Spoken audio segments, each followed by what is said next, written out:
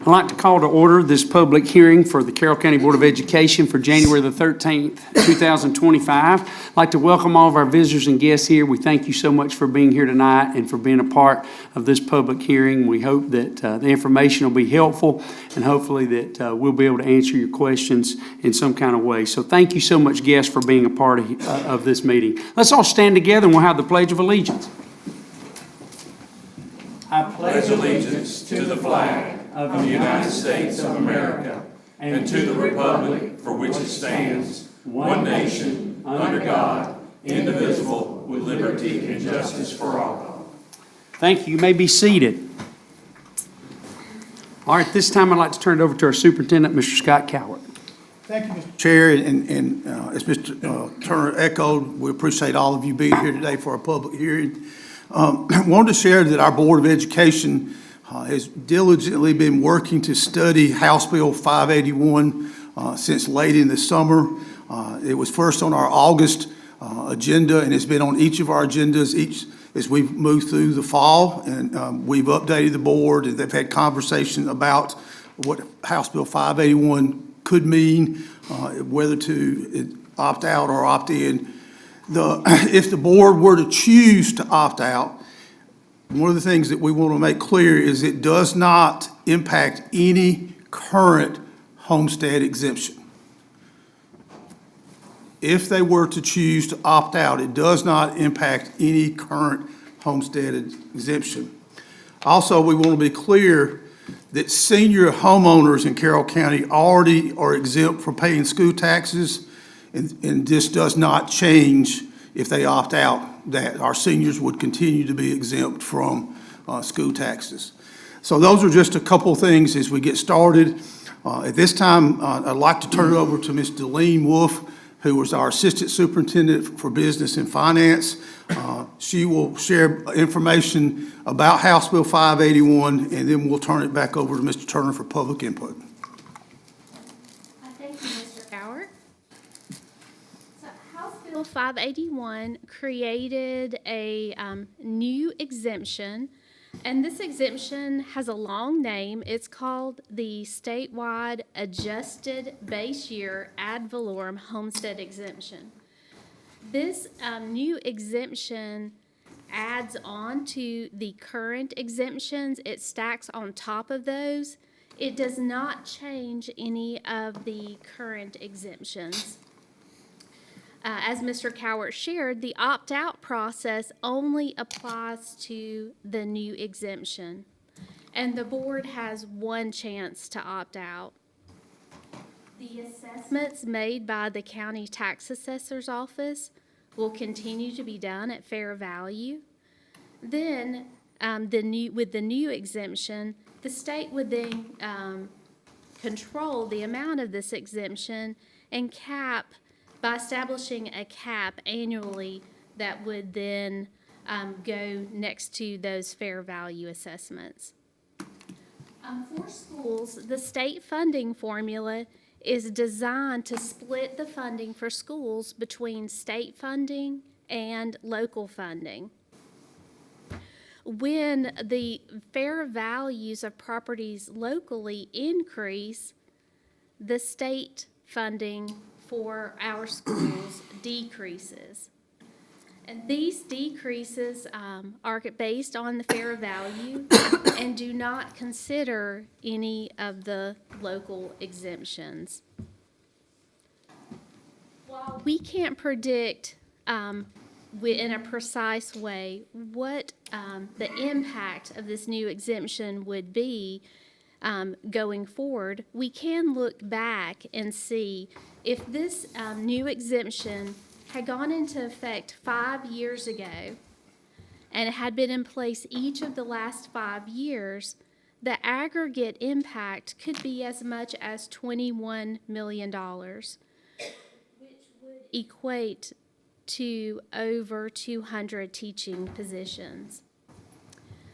Due to the cap by the state that is already in place for the millage rate, the board would not be able to offset that amount by increasing the millage rate to the cap, which would mean reducing the budget and reducing services for Carroll County learners.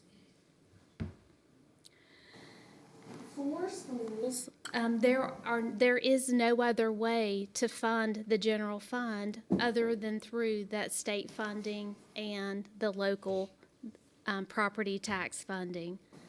Cities and counties have other ways to generate funding for their budgets. The impact for the new homestead exemption would grow each year, with the impact becoming more and more significant over time. And while the statute and the calculations may be complex, the impact is simple. First, it would mean long-term, less funding for schools, and secondly, less local control. The next two hearings are scheduled for January 21st at noon and at 6 p.m. At this time, Mr. Turner, I would turn it back over to you. Thank you, Mr. Wolf. We appreciate that presentation and hopefully clarifying some details, as there's been a lot of unclarity about this House bill as we've spent multiple opportunities trying to be educated and brought up to speed on what it is and its impact on our system. A couple things that I think is critically important to make sure that we highlight as a board that we're very proud of and very grateful to be able to have the opportunity to do. In the past, we've continued to provide tax relief for our public as a Board of Education. We've had 3 consecutive years of millage rate cuts. And then overall, we've had 17% reduction in millage rates since 2016. And by having the lowest tax per learner of any local multi-high school around in our districts, we feel as if we've been able to provide more with less. That's something that we are very grateful for and that we are thankful that we have the opportunity to do. And we want to continue to operate in that exact same direction and that same path, while providing a stellar educational opportunity here in Carroll County Schools. And so we are grateful for our staff, for our leadership, and for all that's been done over the last several years. It's hard to ignore our graduation rates and the things that we've been able to accomplish as a system, but not as a board, but as a collective system. Everybody working together on the same page and doing that. So thank you very much for sharing that report, and we appreciate you guys sharing the highlights, and Mr. Cowart, also your information. So at this time, is there anyone that would like to speak in this public hearing for the board? Yes, sir. If you will, just state your name and where you live, please, sir. My name is Jim Bennett. I live at 2015 Old Columbus Road, Bowden. I've been in Carroll County, rural Carroll County, for 48 years. I'm a homeowner and a landowner. Normally for such an occasion, I would have prepared a little more detail, but I didn't have that opportunity. I've had a family member in the hospital the last 7 days, so I've been in 2 different hospitals. So I'm gonna have to speak in broad strokes. And to begin with, I'd like to congratulate you. Recently, Carroll County School System moved into the top 10 in the state. And that's outstanding. And I believe that is directly towards your leadership as a board and specifically to Mr. Cowart. Congratulations and thank you. And I have great confidence that this board will do that going into the future. But the way I see this issue, it is an issue of how we are going to fund our government. And I believe that our state legislature is signaling to us all, and specifically to our school boards, with HB 581, that they're moving away from a wealth-based or a property tax-based method of taxation and moving towards more of a consumption-based series of taxation, which is where we get our SPLOST funds and our other monies from. To that end, it wasn't just a victory that HB 581 achieved. In the General Assembly, it was 164-2. And in the Senate, it was 52-0. that our senators and our legislatures were pointing to this direction. And I think that is a strong mandate that they really wish that this would be carried forward and carried forward into the future. Your voters in the recent election voted almost 2-1, your constituents, in favor of this action. We do not want, going forward, and I speak for myself, but I bet there are a lot of like-minded individuals in this audience. We do not want our government to, under threat of losing your property, that be our tax base. We want it to be a consumption-based tax initiative. Moving forward, that is what our state government is telling us that they're wanting to do. That's how they're signaling us. And I fear that if we opt out of this, then we are making a signal to our state government, and we are making a signal to the homeowners and the landowners in this county that we're not going to go that direction as a county. That's not who we think we are as a people. I don't agree with that. I definitely do not believe you should opt out. And one of the consequences of opting out of this system might be a loss of faith in this board and our superintendent. I don't want that to happen. I have tremendous respect for this entire board. I really, really do. And the job that Mr. Calvert has done has been nothing short of exemplary.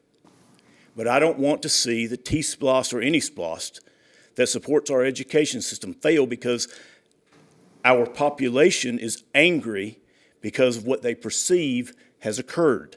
That our government, in this case, our government is this board, is unable to take a reduction in their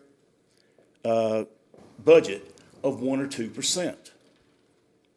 I have tremendous faith that you guys can absorb that today and that our state government is not going to leave that as a hole for you, building as it would in the future. You're looking at these numbers through the last 5 years. Some of the greatest inflation in land prices that Carroll County has ever achieved. That is not a great lens to look through, in my opinion. This 5-year window that we're looking at is not a great place to say, oh, it's going to be this massive number year in and year out. It will mitigate. It will not continue to, we will not continue to grow by 100% over 5 years again and again and again. It will not happen. So I want you to recognize that the people that are going to stand up here tonight, they're not anarchists, all right? They just believe that low taxes are essential, and they believe in good schools, and they believe in well-funded schools, but we have to change the methods by how we fund our governments, and that includes our schools. And HB 581 is a step in that direction. And that's why I hope that this board in their wisdom will not opt out of this homestead exemption law. Thank you. Thank you, Mr. Bennett. Anyone else that'd like to address the board? Yes, sir.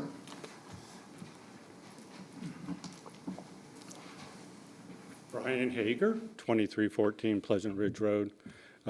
Thank you very much for holding this hearing. Thank you to all the people who are attending and showing interest in this. We're all here because we recognize that public education is one of the greatest innovations, technologies that we have developed. Providing public education that is free to children to access is not a universal service applied around the world. It has been the foundation of our democracy and our economy. Having people who can read, write well, can participate in this information economy that is being created right now is very important. And I think we all recognize that. So this debate is how we fund that. This bill is part of a long-term effort by many in the General Assembly to limit your ability to fund schools. Let's be clear on that. And it's a one-way trip. When this bill was passed, it got the broad support it did because of the opt-out provision that was in there. because that was the demand by the people who wanted to retain the right of local school boards to manage their money and to be able to fund their schools in the best way possible. Now, if, as the gentleman who preceded me, if he is correct and the state does come up with some additional funding, you can go back the other direction. You can choose to opt in the future. However, if you don't opt out now, you cannot opt out in the future. That's in the law. And so this gives you the flexibility to respond to if the state does in fact increase funding. Now, we've seen the struggle that they've had to fully fund the Quality Basic Education Act. And the cumulative deficit that the local school systems have had to deal with over the last decade due to that has put a real strain on your ability to do your work of providing good education. So while we can hope that the state will actually step up and take some of the burden off of local property owners, until they do that, I think it would be a real disservice to the students of this county for you to bank on that, given the track record that we've seen and the difficulty it is to do that at the state legislative record. So I ask you to take the opt-out this time, and if the state comes up with some additional funding mechanisms, as the gentleman before me suggested, you have the opportunity to change. You don't have the opportunity to change if you allow this to proceed and give the state more control over how you fund our county schools. Thank you very much. Thank you, Mr. Hager. All right, anyone else? Yes, sir.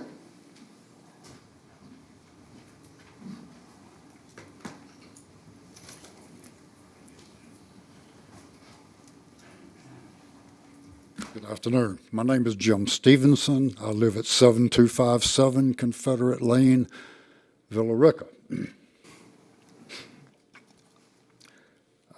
One of the first things I want to ask is, will you entertain a question?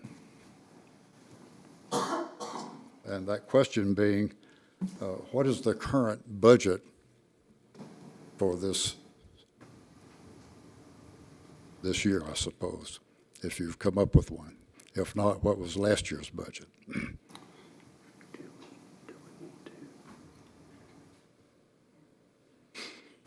I think I saw information says we're in the neighborhood of about $194 million. Am I close?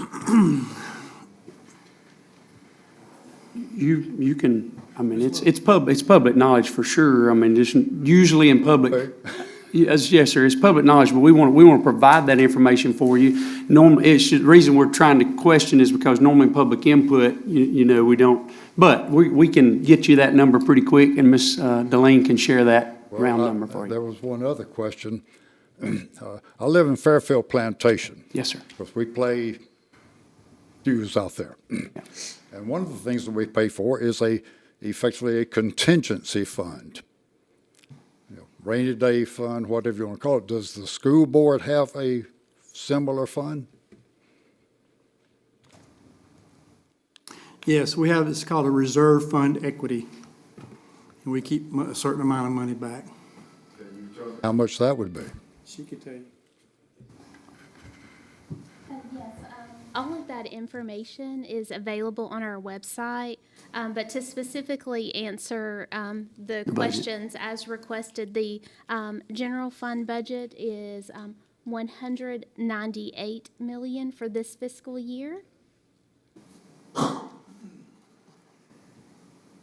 And the reserve fund is, what the target is approximately 2 months of payroll. How much is that? That is roughly 25 million. You said that's the target. Do you have that much in your reserve fund now, or you're still shooting for it? I would be happy to set up a time to meet with you and go through all the details. All right, thank you. Absolutely. As you can tell, I'm a senior, so I don't pay school tax anymore. I paid it for a long time. Yes, sir. But I have children and grandchildren that live in Carroll County that do. So I'm really concerned about their interest, and I'm, in a sense, standing here speaking on their behalf. The current millage rate that was on my tax bill for school tax was 16 point, I think a quarter, thereabouts. And the state caps it at 20 mills. So you've got about 3.75 mills that you could increase it if you come short of your budget. So I'm concerned about opting out of what the state has mandated because they've tied theirs to the CPI. And CPI has been roughly, over the last at least 20 years, running about 3%, give or take a tenth or two. So if they allow you to increase your exemption and get an additional 3% of roughly $200 million, it seems like that would be sufficient without coming back to the taxpayers. But even if they do, you have that option to increase your millage rate. You also have a T-SPLOST, not T-SPLOST, an E-SPLOST, excuse me, which I believe you're going to be asking for a vote on that again. Is it this year? Yes. So Yes. you're wanting an additional 1% of tax revenue, which I actually voted for because I'd rather fund government in general through a consumption-type tax as opposed to having my property always leveraged. I never own it. None of you own your property. Well, you technically have title. You never own it as long as the government has a lien against it. And I'm, like Mr. Bennett said, ready to get rid of that lien and go to something like a consumption tax. So I would much prefer to vote for a E-SPLOST and give you additional funds that way, rather than you opting out and then having the option to increase the homestead exemption. You know, I've been in Carroll County 20 years. I'd much prefer to have my children in school here than where I came from, which happened to be Cobb County. Their schools, in my opinion, have degraded. I guess is as good a word as any. Every report I get from Carroll County is positive. So I commend you in that regard. But by the same token, I also want to keep government's hands out of my pocketbook. If I voluntarily buy something and I'm paying taxes as a part of that purchase, that's my option to purchase or not purchase. But I do not have an option when you come back to me and send me a tax bill, which I happen to have a copy of mine here, and say, you owe this much, and if I don't pay, now you got a lien on my property. So please take that in consideration. I am opposed to opting out. Let's take what the state legislature has passed and then put it to good use. Thank you, gentlemen. Thank you, sir. Yeah, I think it would be appropriate to address the consumption tax just a moment, hopefully provide some more clarity to that. I think, some really good comments have been made about, I think all of us in this room would love to go to more of a consumption tax type funding mechanism for public schools. Unfortunately, we've asked our legislators for several years to allow us to have a consumption tax to pay for school operations, and they have refused to do that. Our current E-SPLOST, we can only spend that on facilities and buses and things of that nature. We cannot pay for personnel, instructional needs, and things out of the eSPLOST. They make us separate that. And so what we asked them to do was to create a separate consumption tax that would allow us to pay our general fund, which can then offset property taxes. But they have refused to do that. There is no mechanism in House Bill 581 for them to do that. And in fact, that came up again this past year in the legislature, and they did not pass it forward. We will keep asking for that because we, like you, believe that that is a more equitable way to fund our public schools. And hopefully at some point in time, I hope you're right. I hope that they do that. Mr. Coward, Yes, sir. is it, for further clarification though, is it not true that the state legislature gave the cities and the counties the ability to raise a separate 1% sales tax if they decided not to opt out, but did not allow the school systems to do that? Yes, So sir. they didn't even treat us all the same? Yeah, Mr. Cage makes a very, very valid point. Cities and counties, if they opt out of this, have the mechanism for an additional, If they don't opt out. okay, if they don't opt out, yeah. That's right. Yeah, that's right. But they would not give that to us in the school district now. We don't understand why, but that's where it is currently. And again, we are constantly talking to our legislators, asking them if they will make that change. Speak to your legislators as well. Please. Because we're in Support that. we're in total agreement. I think everybody at this table would totally agree that that would be, and if they had hooked that to this, I wish they would.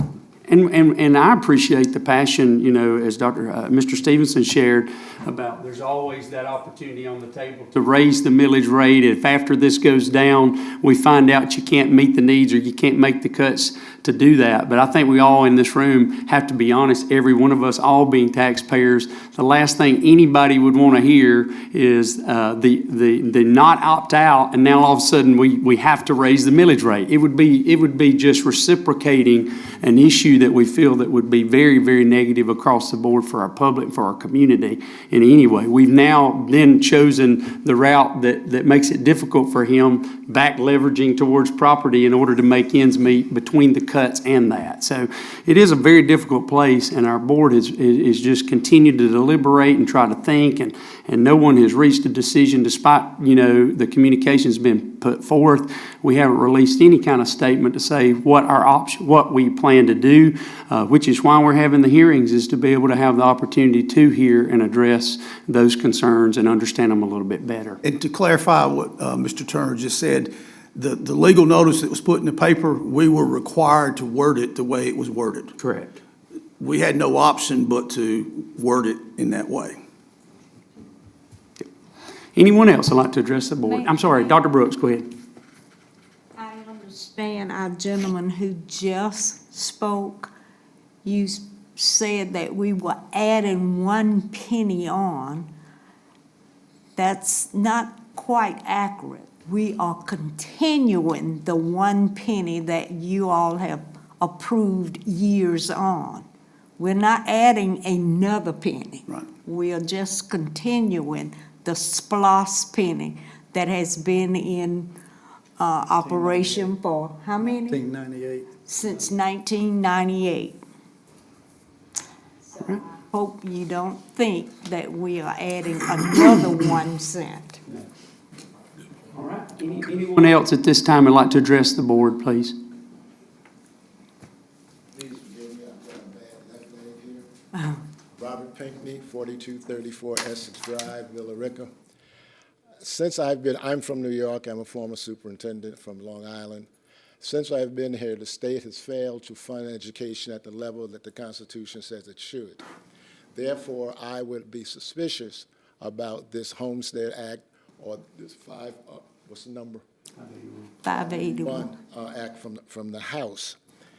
SPLOST money, as Mr. Coward has indicated, that has nothing to do with teacher salary. Our business official said that had this been in place for the past 5 years, we would have lost approximately $21 million and approximately 200 and somewhat teachers. I realize that everything we're talking about is an estimate or a guesstimate coming down. But when you use those types of numbers, I also used, when I was running a school district, the notion that a school district's budget reflects its commitment to the education of the children that it's serving. And when we are cutting back on class sizes, those of us who are not in the classroom, those of us who've had children and they're no longer in the classroom may not realize that 25-plus students in the classroom does not provide education, it provides containment. And we're looking to see, we're celebrating the successes of Carroll County. How do you expect those to continue? Education cost. It's as simple as that. You can argue with the board left and right. You can argue with the business office. But the bottom line is that it's going to cost money to educate all of our children. And this exemption bothers me greatly, and I would hope that the school board in its deliberations would decide to opt out. But may I ask, Darlene, and forgive me, I served on the board, so if I use first names, I apologize. What does it mean when it says opt out? We can opt out in 1 or 2 years. Do we know what the future holds on the other side of that? Are there any penalties assessed to those school systems that do choose to opt out? Not that we know of at this time, but that's actually been one of the questions we've asked Dr. Pinckney. We want clarification. There again goes the legislature who, in my estimate, I'm not picking on Georgia's legislation, New York's legislation as well, double talk when they're trying to get legislation passed for those whom they find of interest. As an educator, a career educator, I find all children's interests necessary and needed. Again, I repeat myself. If an option was given to us, we should take advantage of that option. Those of us who may be opposing it, we do. Those of us who are supporting it, we do. But the bottom line is it belongs to 7 people. In your discussions, in your deliberations, and you're listening to the community speak to you. Taxes are a part of our life. I respect it, and I would love to pay less taxes on everything that we have, but taxes are a part of our life. Let's modify, let's research, let's look at how we're assessing our monies, using our monies. But please do not believe, in my estimation of working with, in a totally different state, working with legislatures, please do not believe that the interests of all school districts and education of all children is at their heart. The choice is because I do believe there's a word here called voucher. And voucher means you remove monies from, if I take my children, which I don't have, I have 6 grandchildren, but if I take my 6 grandchildren out of the Carroll County schools, and they don't live here, but if I were to take them out of the Carroll County schools, am I saving anything? You're going to give me a voucher. The voucher is going to say X number of dollars are going to go to whatever private school I wish to attend. Are we not aware that currently all private schools are at maximum? So if you're going to remove more kids, where are they going to go? Where seats are they going to have in order for it to happen? Let's think seriously, deeply, and considerately about what we're saying here. And Board of Education, those that I know, new members, welcome. Those that I know, please, let's opt out and fight the battle down the road. But let's not concede to a legislature that has not, since the Constitution was written, and in my 16 years of being here, has not funded education to the level that it was. If it had, a lot of things would not have been asked for or expected. And I'll close on this. When you say raise the millage rate, I find that very interesting. Every school district I worked in, every budget season that I put, the first question that was asked of me, are you going to reduce the taxes? And now I just hear people saying you can increase the millage rate. The board just went through a session to reduce the millage rate for the interest of the community. And now we're just flippantly saying add to the millage rate to that, which means add to your taxes. Thank you for your time. I wish you the very best, but my support is to opt out.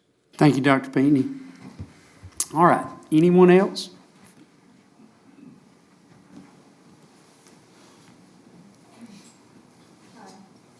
My name is Norma Jean Kitty. I'm at 325 Rosewood Lane, Carrollton. And I'm not an eloquent speaker. In fact, I get rather nervous speaking in front of people.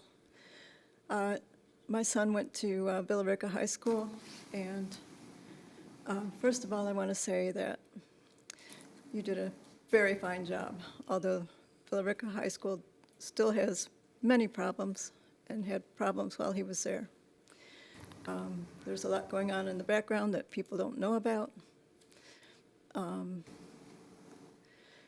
Overall, you do a great job in all your schools. I was a substitute teacher for a while, so I saw a lot, and the teachers work very hard and do a great job. Also, I want to tell you that if you opt out, you are going against almost 63% of the local community that voted for this bill.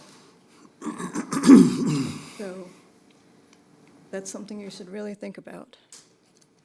The other thing is, when my son was in high school, he was part of the theater crowd, and they had a fine auditorium to do their performances in. And I'm still trying to figure out why this vanity project of the Performing Arts Center was built and how much it costs to bus the students back and forth to that vanity project, and how many teachers you could have hired instead of building that project. And that's all I'd like to say. Thank you very much for your time. Thank you.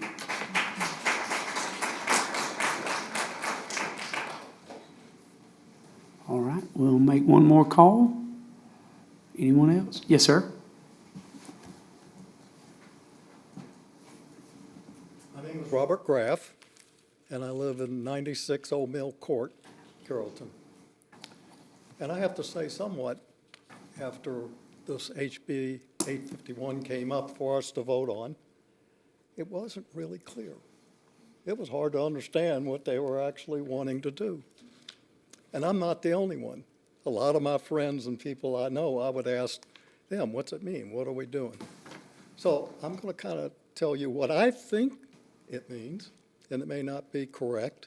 So I appreciate your feedback and letting me know. I get it that basically what they're doing is on a statewide basis, all the education systems, the way they're going to be able to tax it, if you don't opt out, you have to follow the state guideline. And it says you can only raise the taxes based on the inflation rate that they gave. And that's for everybody. I don't get that because not every school system has the same needs and same situations. It doesn't give them flexibility. I've always heard that we wanted, in this state, most of our legislators wanted local control. So in my opinion, this doesn't give us local control on the level that we're here as the people that are using it and needing it and our children going. It's being done by the state. So it also telling me is that your ability to you still have the ability, if you don't opt out, to increase tax. Is that not true? Okay. But they just control how much you can do it. That's basically kind of the restriction. So in my opinion, I would like for you guys to have the control. I would recommend and support opting out. Thank you. Thank you.